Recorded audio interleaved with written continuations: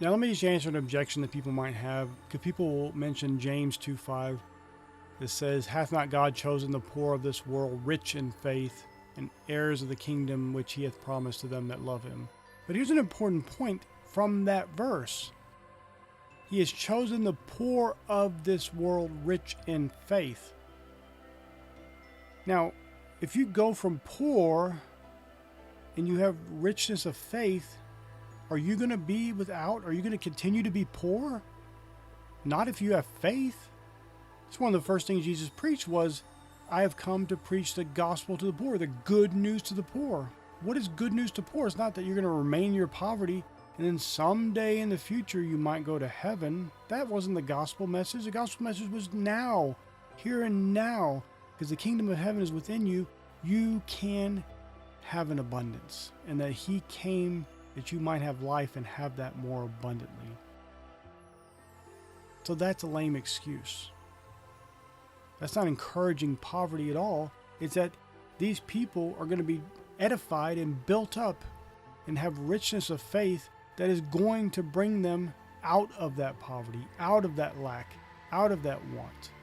So there's no reason to despise these people and to uplift rich people and put them in special places and seats in the churches and stuff like that. No, you don't have respect of persons. You treat people well, especially those people who are poor, because many of them are going to rise up. Many of them are going to become rich in faith. This obviously doesn't apply to all poor people, because there's plenty of poor people who are very evil, who are selling drugs, who are shooting each other, who are doing all kinds of criminal acts and harming one another. There's no faith within them. They're just evil people. Now, that's not because they're poor, because if they were rich, they'd be doing the same thing. They just don't have the work ethic and the very basic laws of God that they're to follow to become wealthy. That's why they're down here in this lowly stuff. But poor or rich doesn't necessarily determine whether you're going to be good or not. But you have to be kind to everyone and treat everyone with respect. You don't have respect of persons. You are treating everyone the same with kindness, compassion, and love. That's what that passage is talking about. Not telling you to, you just got to be poor, because if you're poor, then you're going to be rich in faith. When everyone knows that's not true. I grew up poor. There were plenty of people around me who were very poor. None of them were rich in faith. Not one of them.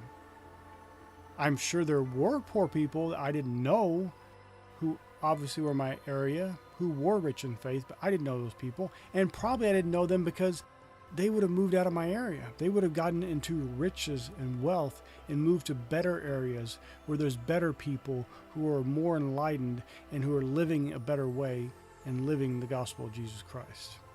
The fullness of the gospel of Jesus Christ, which includes financial prosperity, material things, and blessings in this life, because the blessing of the Lord, it maketh rich, and he addeth no sorrow with it. My friend, I pray this is a blessing for you. May God bless you richly.